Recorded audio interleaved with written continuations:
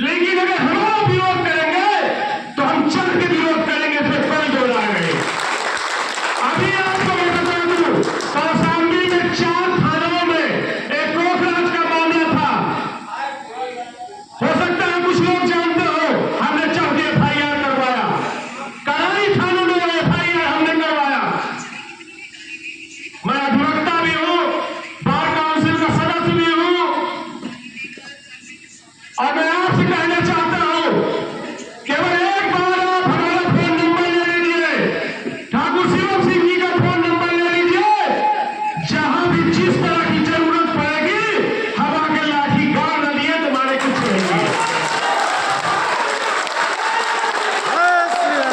हम पीछे हटने वालों में से नहीं, हम पीछे हटने वालों में से नहीं। जितना समय लगेगा, आन निगाह कह रहा हूं कि उतना ही समय लगेगा आने में। हमारे साथ चल के आए हुए हैं विक्रम तिवारी जी, और एक लड़के को मैं दिखा रहा हूं, आप उनसे सीख लीजिए। अभी 30-21 साल का लड़का रवि पांडे, आप खड़े हो जाइए। इसके बारे में मैं क्या बताऊं? आपके पिताजी का साया बहुत बचपन में खत्म हो गया था,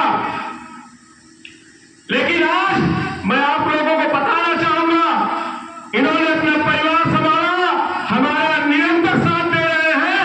और चारा जैसे जहां पर लाखों की जनसंख्या है और 22,000 वोटर है, उस ग्राम सभा की रामलीला के मैनेजर आज भी है 3 सालों से लगातार। तो जुनून होना चाहिए आप लोगों के अंदर। हम आज क्या देख रहे हैं कि पंडित जी ठाकुर साहब का और केसरवाणी जी जो है कायस्थ साहब का लाला का टांग खींच रहे हैं। आप बताइए, इस टांग खींचने से संगठन बढ़ेगा, समाज एकत्रित होगा? हम समाज के लिए यहां पर आए और इस पर स्पीकर पर चिल्लाकर हम बताए कि नहीं नहीं, हम ये क्रांति कर दिए, हम वो क्रांति कर दिए, और घर पर जाए रजाई पर सो के जो है फोन चलाए, तो रजाई से क्रांति होगी? रजाई से क्रांति नहीं होगी। रजाई से कोई लड़ाई जीती नहीं जा सकती। अगर जीतना है लड़ाई को, तो मैदान में आना होगा, शस्त्र उठाना होगा और मुकाबला करना होगा। हमारी लोकसभा में 131 आरक्षित सीटें हैं, उस पर आप लोग नहीं लड़ सकते, आप लोग उस पर नहीं लड़ सकते, लेकिन आप वोट दे सकते हैं। क्या वोट दें? कभी आपने सोचा आपके जिले में आपका विधायक, आपका सांसद आता है, कभी आपने पूछा उससे, कभी पूछा हमारे बच्चों के लिए क्या किया?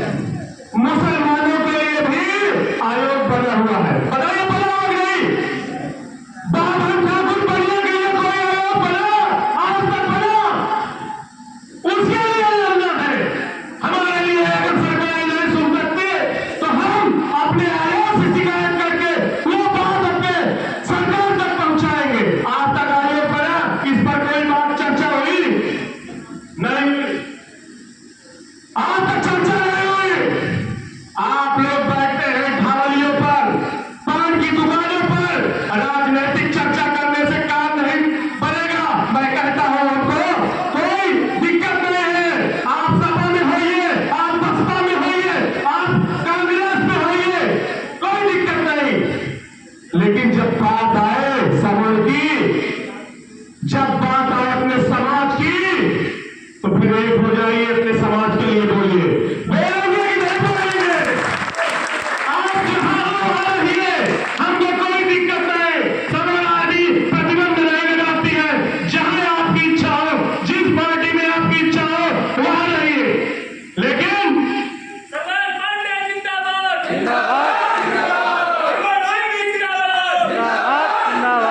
लेकिन जहां बात हो समाज की, तो एकत्रित होइए, अपना झंडा बुलंद करिए, समायोग बनवाने के लिए कहिए, क्योंकि ये निर्दयी सरकारें सुनने वाली नहीं है। ये कैसे सुनेंगी? कहते हैं, किसी ने कहा है कि जब सड़कें सूनी हो जाती है, जब सड़कें सूनी हो जाती है तो संसद आवारा हो जाती है। ये हाल है इससे, यहां ये हाल है भारत देश में। आरक्षण पर आ जाइए, आरक्षण के मुद्दे पर आ जाइए।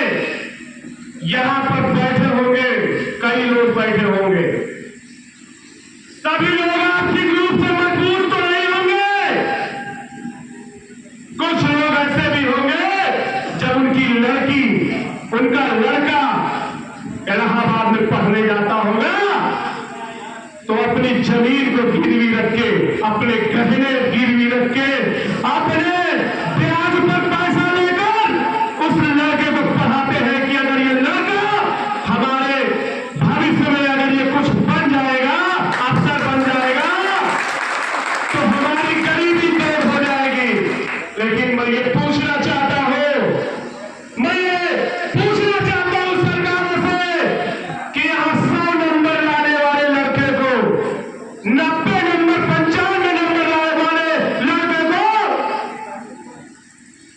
नहीं मिलती नौकरी, और जो 40 नंबर, 35 नंबर पाता है उसको बकायदा आरक्षण में नौकरी मिल जाती है।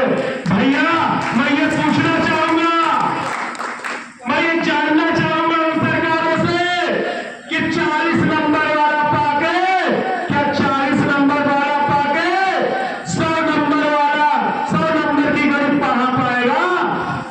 पढ़ा पाएगा? बोलिए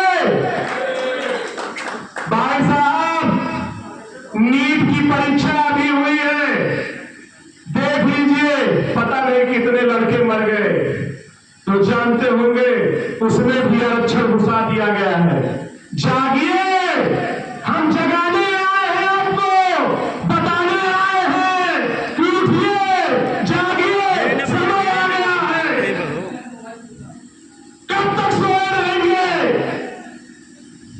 3, 13, 12, 26 कब तक करेंगे? एकत्रित होइए, एकत्रित होइए। और अगर एकत्रित नहीं होंगे तो जैसे डायनासोर कहा जाता है कि डायनासोर की भी प्रजाति होती थी, इसी 50 सालों के अंदर सावर भी कोई प्रजाति होती है, विलुप्त हो जाएंगे अगर नहीं जाएंगे। अगर 50 नंबर पाने वाला डॉक्टर बनेगा तो भैया पेट में कैंची छोड़ देगा, पेटवा में कैंची छोड़ देगा और मरीज मर जाएगा। तो अगर आपको